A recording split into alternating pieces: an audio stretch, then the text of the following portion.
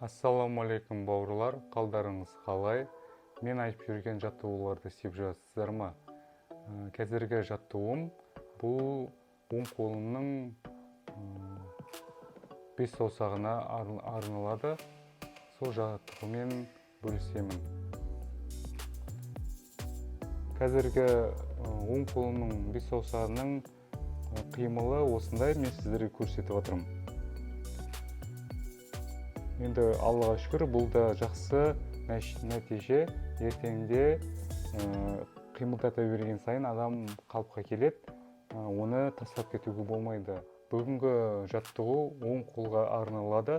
Мысалы, үйде жай отырғанның өзінде де осындай жаттығу істеуге болады. Мысалы, былай қимылдатып, одан кейін бұны айналдырып, былай да істеуге де болады.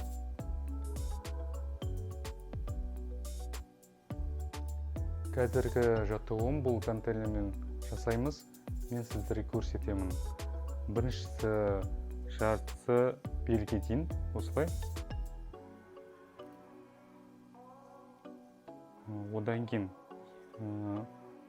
жоғарыға, төменнен жоғарыға сейістір.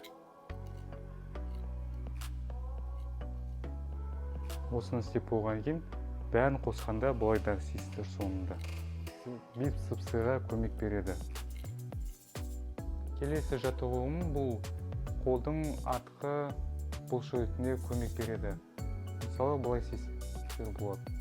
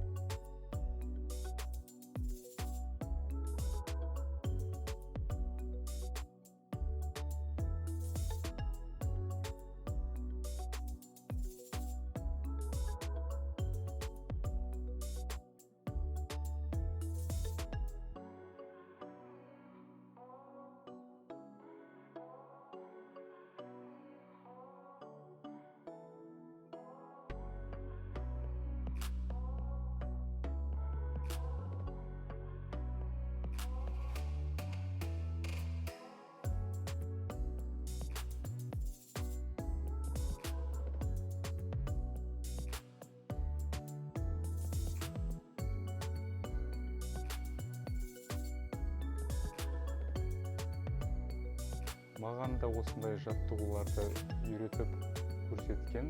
Енді осы жаттығуда мен сіздерге де бөлісіп жатырмын. Басқа да сұрақтарыңыз болса, маған комментарияма жазып, бөлісейік бірге. Ал енді кездескенше қош сау болыңыздар.